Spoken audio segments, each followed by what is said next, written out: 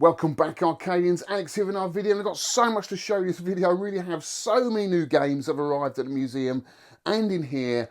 Plus, we've got a homebrew arcade game that I never knew existed. So let's fire them up.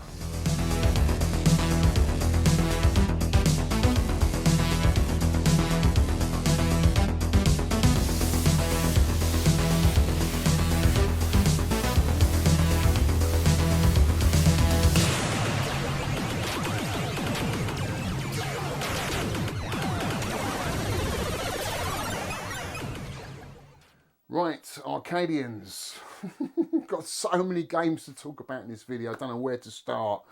So much to catch up on because I haven't done a video in 2 weeks. I've been so busy at the museum trying to get it ready for when we open, doing all sorts of things, putting new locks on all the doors, on the coin doors, because a lot of them were missing and some of them we didn't have any keys for, so they all had to be changed. Putting nylon sliders on all the cabinets because we put that matting down. These nylon sliders work really well with the cabinets. You can just move them out, get access around the back. Absolutely perfect for what we need. So I've been doing that. It took about 4 days. And it's stuff that needs to be done. You know, you have to get these jobs done. You can't have kids putting their hands in the coin door and stuff like that. So I wanted to put locks on all of the games in the museum. As well as we've been doing decorations and other things as well. Which I will show you in this video. But if you want to go over to Neil's channel, RMC The Cave, you'll see a really good update on there of all the progress that we've made in the museum. And Neil covers all of that in his video. But I want to start off in this video with the games that have arrived at the museum. Loads of new games that I haven't spoken to you about yet. So the games that have moved from here are Nintendo Sheriff. That's been in my collection for 10 years. That moved over to the museum and it was lovely to see in its new space. It really was. Such a rare game. Such a special game by Nintendo. Shigeru Miyamoto's first game he worked on for Nintendo. Did all the artwork on the cabinet. And people absolutely loved it because Neil had a Patreon day there at the museum. And I invited them down for a sneak preview of the arcade museum. And they really enjoyed playing Sheriff. You know, they couldn't work out the controls at first. He's got that really weird gas knob control. But they absolutely loved it, and it looks great in that section of Bronze Age games. It really does. It fits in really well, and that is going to be the only place, really, guys, that you're going to be able to play a Nintendo Sheriff. You know, it's incredible. As well as, you know, the gunfight. People love the gunfight. I showed them in there, and they wanted to see inside, so I opened the top up, and they're just fascinated by all the inner workings of that electromechanical game. It is fascinating, and that's what's great about the museum. You'll be able to see games that we are working on in the videos and games that are already working that you'll be able to play as well. And that's what we're trying to do. Invite you into the conversation, into the games, and get you involved. This is what we really love. We love being there, chatting to you guys. So that was great to see all of Neil's patrons there on that Sunday, getting a real feel for the museum and the atmosphere and the lighting. It was just great to see everyone playing the games. So we're nearly open, guys. We are nearly open. We're just sorting out the tickets and the website and all that kind of stuff at the moment, but we will announce it very, very soon. Other games that arrived there at the museum, my Sky Skipper, unreleased game by Nintendo that me and my good partner Whitney Roberts worked on. That is now in the YouTube studio area as you walk in. I think it deserves to be in there. I've just got to add some description, some photos, and you know, a whole storyboard around Sky Skipper is what I want to add in that room, so you can read about the whole history of the game because there's so much there to tell. There really is, and that went down well on the Patreon day as well. People loving that game. And what else did I take over there? My Sega Hang-On. That was a bit more difficult to get to the museum because to get it in my transit van, I've got to lay it down flat. So that means I've got to take all the plastic cowling off and the monitor off and then reassemble it at the museum because I was worried about it getting cracked in the back of the van. So I just took it all apart. and then reassembled it back in the museum, mounted the monitor on top of the pedestal, and then took a while trying to get all the plastic cowling back in and the wiring. I marked up all the wiring before I took it all apart, so it was easy to put back again. But it's not an easy cabinet to put together because the steering, the handlebars, you have to wedge in between the wood and the plastic while holding on to it, while tightening up the nut. It's not an easy cab to do on your own, but I've done it. It's all up and working, and that's got the Smarty Pie in it, and you can play other games on it, and it's just an amazing looking cabinet. That was one I restored a couple of years ago now, and that's great to have there in the museum. And then my good friend Nad loaned us a Berserk, which is great now. That is one of my favourite games, although we did have a problem with the chassis, the monitor chassis, but Nad said just return it and he'll send us another one. So that's on its way back. We're going to get a new chassis and hopefully that will be working soon. We also brought off him a Silkworm cabinet. I've never played Silkworm in my life, so this was an interesting cabinet. This cabinet is in a Williams cabinet, a Moon Patrol cab, and it's got a conversion kit on it, a Silkworm conversion kit specifically made for this cabinet, and I've seen a few of them. So it was a licensed conversion kit, and we had to go and pick this up from Nad's container where he stores all his restoration products, and it was up high, so we had to get a forklift truck in, and it was a bit precarious trying to get this cabinet down. But this forklift driver obviously does this all day long, so you know there was no worries there of it falling over or anything like that, or getting damaged. But it just something I'd never seen before. You know, a cabinet so high up in the air being lowered down. But yeah, we've got that back home to the museum, and that works perfectly. It's really nice to see. I just had to adjust focus on that. And watching Neil play this game, he's a whiz with this game. Really, really cool. I'm not sure about this, Neil, coming into my arcade, being really good at games. I've got to lay the gauntlet down at some point, which I will do. But he's very good at games, especially Silkworm and Outrun. We've got an Outrun. Neil was over the moon to see an Outrun arrive at the museum. This is from my good friend Dave Lightfoot, who loaned this cabinet. Thank you so much, Dave. It's the game everyone's been waiting for. And it looks great next to Sega's Hang On. The two go really well together. So it's great to get an Outrun in the museum, as well as a Bubble Bobble. Dave loaned us a Bubble Bobble as well. Now this is it's a Taito game, isn't it? So Taito never released a dedicated cabinet. They probably released a kit, but they never released a dedicated cabinet. So what you'll see in the museum here is a conversion that someone has done, Dave has done, with the help of Muddy Music. He does all the artwork in the UK. So he supplied all the artwork and just converted a Video Master into a Bubble Bobble. And I think it looks really, really cool. The artwork's lovely. It just really pops. That blue pops in the museum. There's nothing else like it in the museum. And it's a great game. It's not one of my favourites because, well, I say it's not one of my favourites. I've never put enough time into it to really say, oh, you know, this is great, you know. But I can see what people enjoy in the game. There's loads of levels, 100 levels I think there is. So yeah, that was great to get for the museum. And of course, my good friend Al, again, come up trumps with a Disc-O-Tron, guys. We've got a Disc-O-Tron in the museum. I can't believe it. It's not the environmental one. It's the stand-up version, but still, it's a Disc-O-Tron. It is really what you could call the fifth level of the original game, Tron. They couldn't fit on the PCB. Didn't have enough memory on the PCB to fit the last level on, so they created another game, a dedicated game. I think it deserves to be in its own cabinet because it is a really cool game. It's got a lot of depth, and I really enjoy it. In fact, I prefer it over Tron. You know, you've got the 4 mini games in Tron. This is just one single game, and it's just got so much atmosphere. It's really, really good. It's sort of a bit like Windjammers, but in a kind of like 3D kind of viewpoint. It's third-person perspective. I think it's a really nice game with all that UV artwork that lights up under a black light. Looks incredible. It really does. And then we've got a Pong, guys. I've only got a Pong, nothing special, just a really cool, rare game to find in such mint condition. I had to laugh when I saw this because I said to where the hell did you find this? This looks brand new. This looks like it's just come off a factory floor. It's incredible condition, it really is. And to have that in a museum, the first successful video game.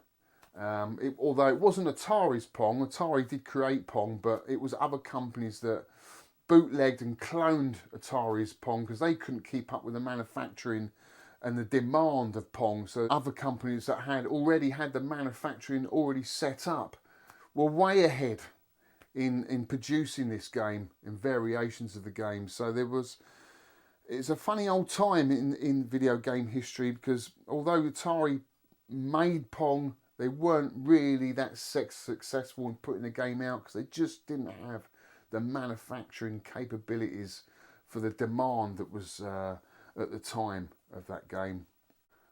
We had another game turn up, Battlezone. This is one I brought for the museum. It's not the full-size upright, but it's the little cabaret version. I love it, and I installed the Redzone kit the other day, and we've been playing Battlezone 2. Did you know about Battlezone 2? This is a homebrew game that someone, I don't know who brought it out. I can't find the name of the person who designed it, but it is amazing. It's got speech in it. I like to say synthesized speech, but it's not. I don't think it is synthesized speech. It's just speech someone's put into the game. But it's really, really good. I'm really enjoying it. It's really atmospheric, although a touch easy. We're going to have a look at that later. But yeah, so many games. So what we're going to do now, guys, I'm going to take you into the museum, give you a little tour of what we've got and how it's set up in there. And then we're going to return here to the vault, the Arcade Archive vault, and show you the new games that have arrived in here and some that might rotate with the museum. Well, Arcadians, we are back in the museum, and I'm really pleased to update you this week because we've got some lovely new machines, some beautiful machines. This being obscured by a really naff Electricoin marquee of Burger Time. This is Atari's Jet Fighter. It's by Key Games. This has been loaned to us by Phil Murray. Okay, you notice it's missing a joystick, but apparently it's inside the cabinet. So this is another project cabinet to get going. Apparently he's worked on the PCB. The PCB is working, so maybe it's just a monitor that's at fault. But look at this cabinet. Absolutely stunning. I think this came out in 1976, maybe a bit earlier, but I think that's all TTL in there. I'm pretty sure that's all TTL logic in there. There's no CPU in that game at all. But again, this is the Bronze Age section. This is where it all begins, guys. And look at the start. This is Atari's Pong. This was loaned to us by my good friend Ol. It is 100% original. It looks absolutely brand new. I can't believe it. Look at the wood. Looks like it was cut yesterday. Absolutely stunning cabinet. It really is. And what we're going to try and do with this, because we want it on all day, lots of people are going to want to play this. We're possibly going to try and emulate this in some way or another. Maybe put another TV in there just to save it and stop putting any stress on the board. Just so we can keep it original. And going as much as possible. And keep the original PCB inside, but just, you know, emulate it in one form or another, just so we can have it on all day. I've still got a lot of decorations to do in here. I've still got the marquee lights to do across here and my logo on this door. I still want a storyboard next to Sky Skipper, so I've moved Sky Skipper in here. So I want to tell the whole story of how me and Whitney resurrected this game, which was an unreleased game by Nintendo. It was a huge rabbit hole of information about this game and that whole story of, you know, how we revealed it to the world in 2017 now, quite a while back. So I really want to tell that in here on this wall. We've got the gunfight, obviously first game to have a CPU, so that's a nice story, a nice start to the museum. And also in this little corner here, where Gunfight used to live, we've been offered this video flipper, which actually is exactly the same cabinet that I rescued out of an old derelict house in France a few years ago now. If you haven't watched that story, that video, guys, go and I'll put a link in this video below. You must watch this video. It's crazy how we entered this house, really dangerous house, and saved all these games. And this was one of them. This is an Atari Europe video pinball. And if you look inside, it's got a physical playing field up the top, which is reflected through a half mirror. And then you've got the CRT on the bottom that reflects through, so it gives you the impression that you're actually playing on a pinball table. Incredible machine, needs loads of work though. The control panel, obviously there's a lot of rust there, but we do have a new control panel. We're going to put this on there, and the sides of this of the nudge board, because this moves up and down. Look, to nudge, just how you nudge. It's incredible design. This is all busted on this side, so hopefully we're getting this 3D printed. New control panel over there, good clean up. Some of the paint, some of the metal work needs respraying, and that will look brand new the time I finish with it. It really will. I'm looking forward to that. And then we've got the electromechanical game, Sega's Gunfight over here. As you saw in the last video, this is the room, and actually the acoustics in here now we've got a few more games in here. The acoustics in this room are actually really good. So, still got a lot of work to do in this room, but I'm really pleased with it. Right, now we're entering in the main arcade, guys, and a lot has changed in here. We're nearly full up. We are nearly full up. So we've got Midway's Seawolf, we've got Midway's Blue Shark, we've got Namco's GB, Taito's Space Invaders. We've got TVs in each corner of the arcade, which we're going to be having high scores on, videos on, maybe some 80s music on. We'll see. We've got my Nintendo Sheriff. We've got a Missile Command. We've got a Defender. That needs a little bit of work. That needs a new loom, actually. The insides of that, I've never seen anything like it. Horrible mess of wires that we need to change out. We've got Stern Berserk, which I picked up from my good friend Nad. Nad, thank you so much for loaning this to the museum. Love this game, it's such a cool game. We've got my Asteroids Deluxe. Only ever had home use, guys. This was in Peter Grant's house, the manager of Led Zeppelin's house. He bought it for his son for a birthday present. And I found it at a reclamation yard in Frome. And the whole story behind that is incredible. Beautiful cabinet, one of my favourite cabinets from Atari. And then we've got the very distinct Atari Tempest, another favourite game of mine.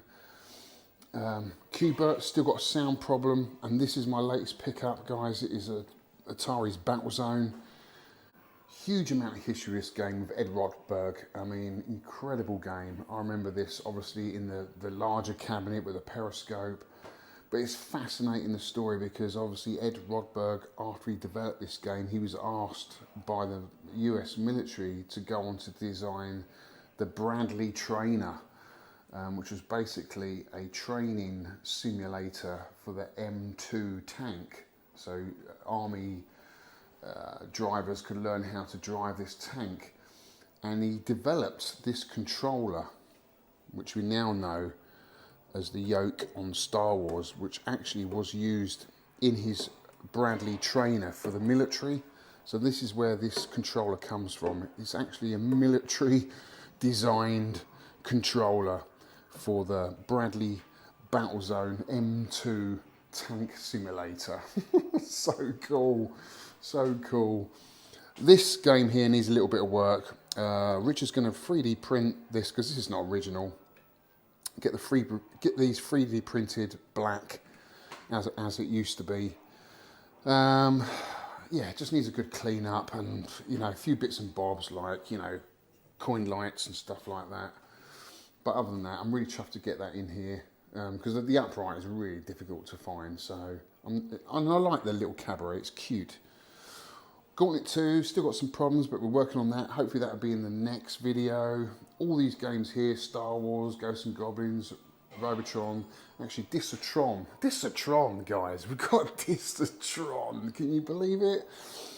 George Gomez game, obviously the guy works for Stern, makes loads of pinballs, but for me this is my favourite cabinet of his design, or the environmental cabinet, the sit down one, but this is just as cool. Not many people have played Disatron. I absolutely love Disatron. Obviously with this game they couldn't fit it on the original Tron game. This was like the sort of 5th level if you like, but it's such a good game, it deserved it to be in its own dedicated cabinet, and that's what we got here. And I think it's a fabulous game. It's got like a little spinner, and it's got sort of like the golf control stick or Tron stick, a little button top, trigger on the other side. All this is UV light, UV paint reflective, half mirror in there, looks stunning when it's lit up. And then we've got this Bubble, which is obviously an old jammer cab that my good friend Dave has loaned us. He converted it to a Bubble. I love the artwork on this. I'm not too familiar with the game, I have to admit. I haven't played too much Bubble, but the artwork is super cool. Look at that, and that's all working. I think that's going to be a huge favourite with a lot of people that come down here.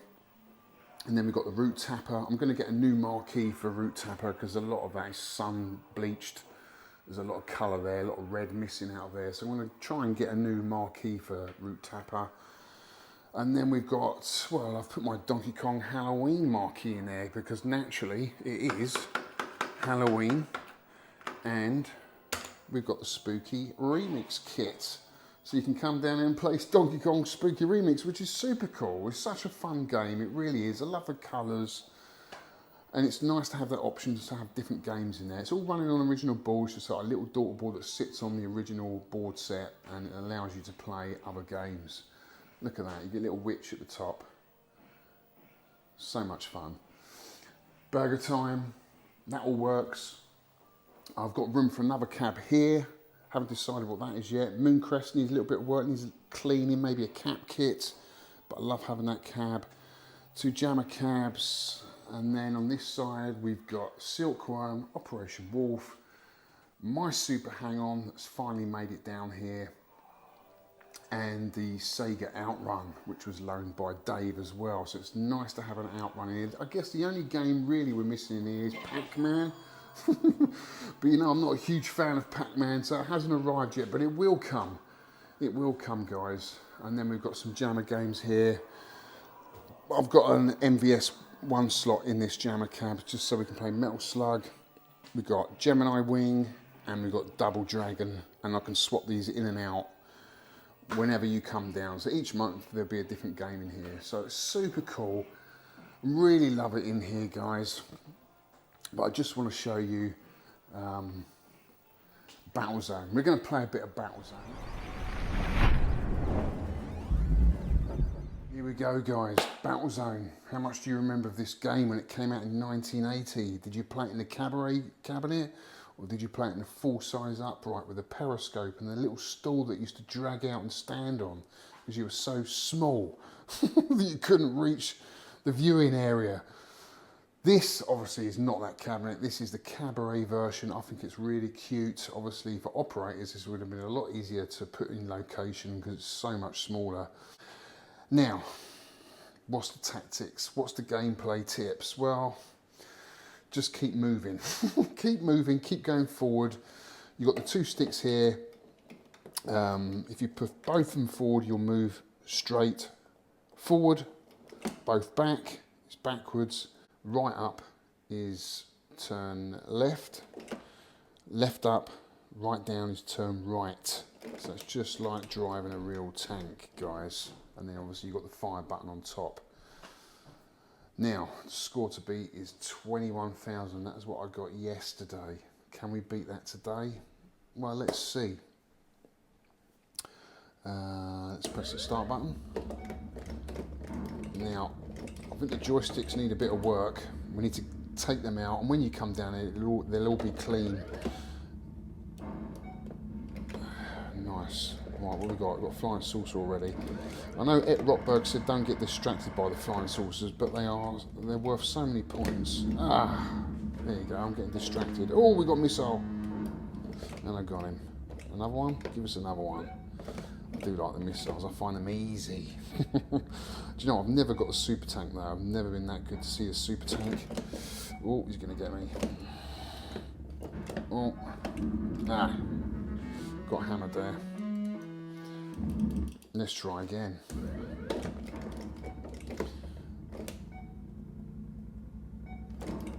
Yes, let's concentrate now.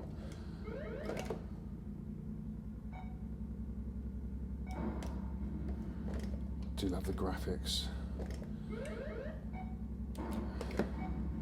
Oof.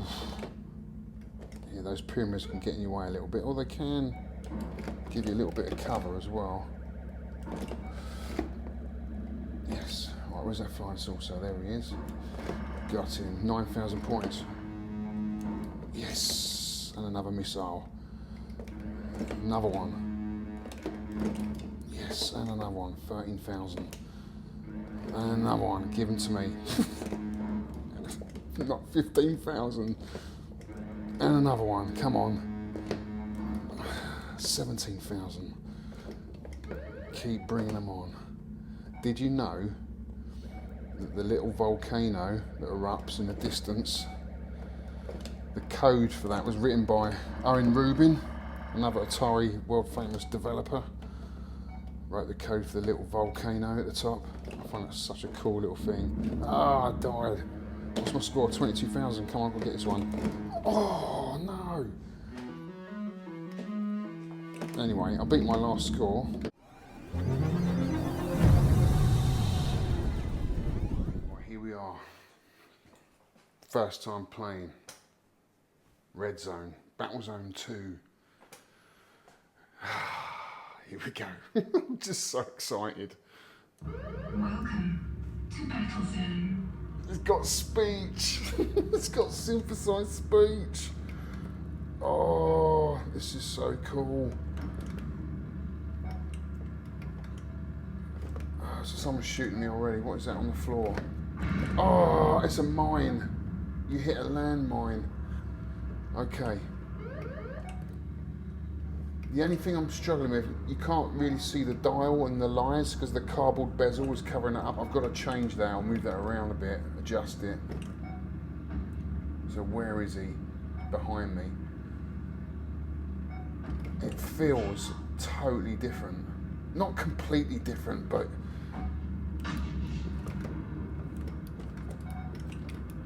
fire. Right. We've got some ammunition here. Rapid fire. How cool is that? We've still got the volcano in the background. Can we make it to the volcano? Can we actually get to the volcano in this game? That was the rumour in the last game, that you could actually get, or kids used to say they used to be able to get to the volcano. Oh, that is awesome. We've got another missile here. What is that? Rockets. I've got 5 rockets. I love the way it tilts as you move around. It just feels so realistic. This would be cool in colour. In fact, you can play this in colour on a colour vector monitor. He's got a built-in little board on here so you can play it on colour monitors, but then how many colour monitors have got these controls? Oh my god, I went on a landmine again. Oh, it's annoying that I can't see the dial.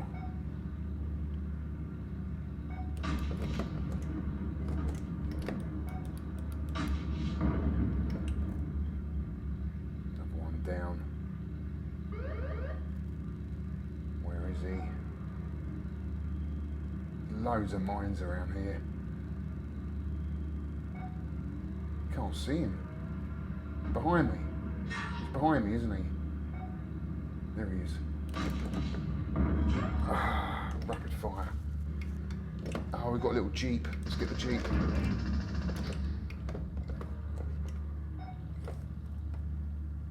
Oh, this is so cool. So atmospheric.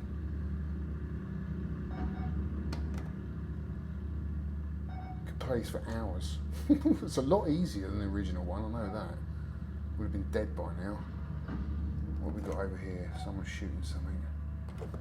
There he is. Hiding behind that cube.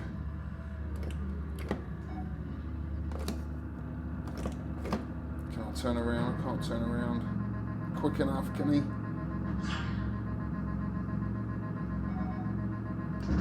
Yes.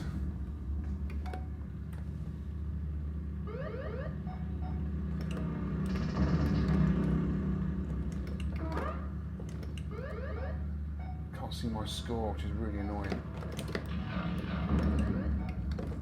More ammunition.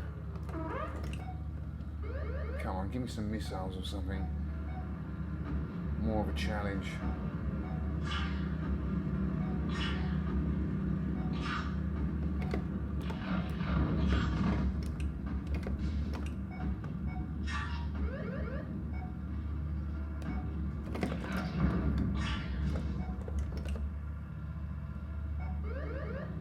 Bit easy so far, guys, bit easy. Needs to ramp up the sort of difficulty level, but I am enjoying it. Another Jeep, big tank.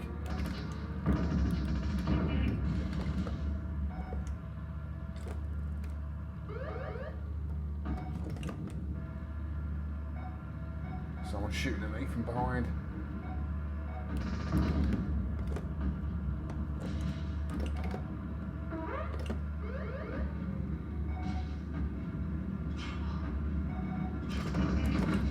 I don't know if I'm supposed to shoot the Jeeps, but he's got shot. That was a big tank. Let's get that. More ammunition.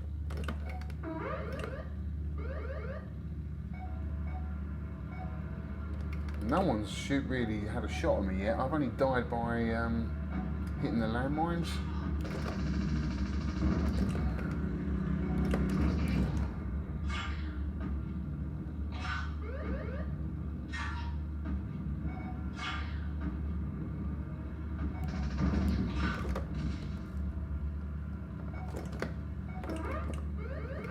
Oh, I hit the landmine. Oh, something got me. You hit a landmine. Oh, right. I know, I think if you, once you've hit the tanks, you can pick up the debris and it's like a power up. Where was the landmine then? Where's the landmines? I just, the sound effects are incredible. Yeah, really good. Very atmospheric. Really getting into it. Oh, it's a lovely camp. Oh. There's a landmine. Yeah, oh yeah.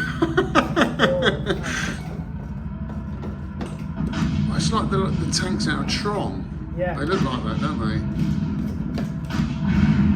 Oh, yeah, landmine. That's just serious.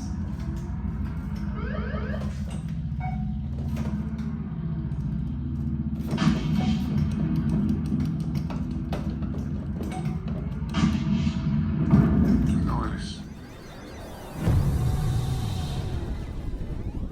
Well, there you are. Battlezone 2. We hit plenty of landmines, didn't we? That was the only thing we got hit by. We didn't get hit by a single missile.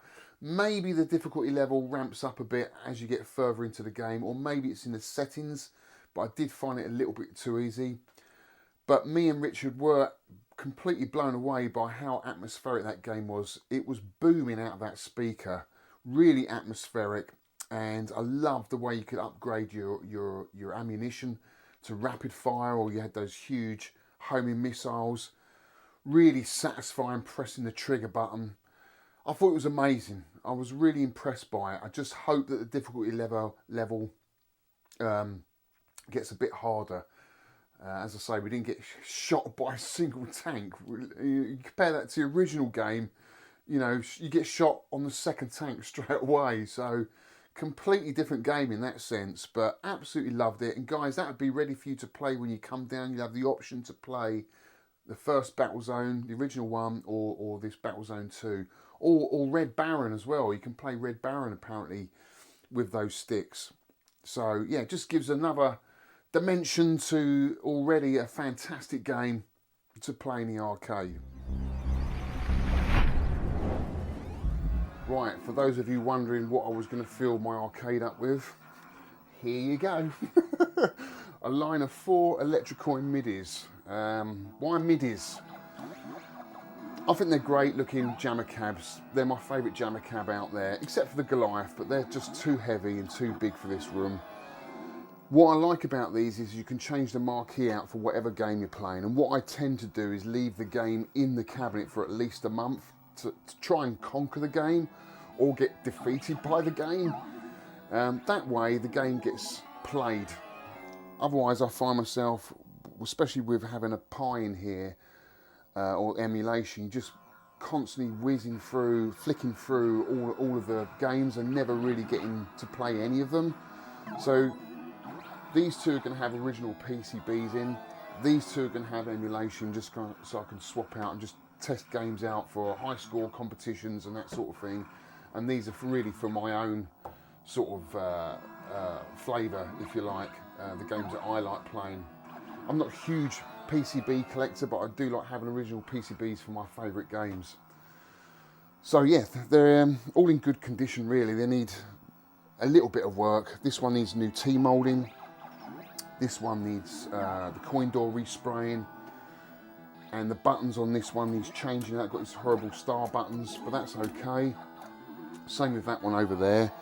The odd one out is this one, because it's got a different colour control panel. This is been made up, it's not original, but I actually quite like the joystick on this. It feels quite nice, but obviously it doesn't match the HAP joysticks that I've got on the others, so I don't know what I'm going to do with that. I might change that one to a blue, because that's not original. So I have 2 blue control panels and have 2 red. I think that would look quite nice, and either have these 2 with these joysticks or change them over to the HAP ones. Either way, the cabinets are in fantastic condition, the monitors look lovely, and it's just nice seeing a row of Electrocoin midis. A bit like when you walk in the arcade club, you see that line of Goliaths. That always blew me away. It still does this day. So whether I get to the end of the room with Electrocoin midis, probably not. 4 is enough for me.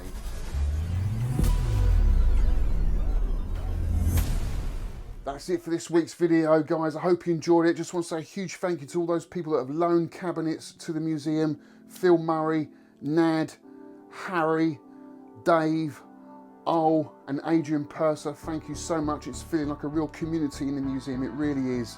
In next week's video, me and Rich are going to be tackling some of the games that need attention. Discotron, we haven't even switched on yet, Tempest, Gauntlet, there's so many. So look out for that. Plus I'll be playing around with some UV paint. So that's all happening in next week's video, guys. Hope you enjoyed it, and I'll see you on the next one.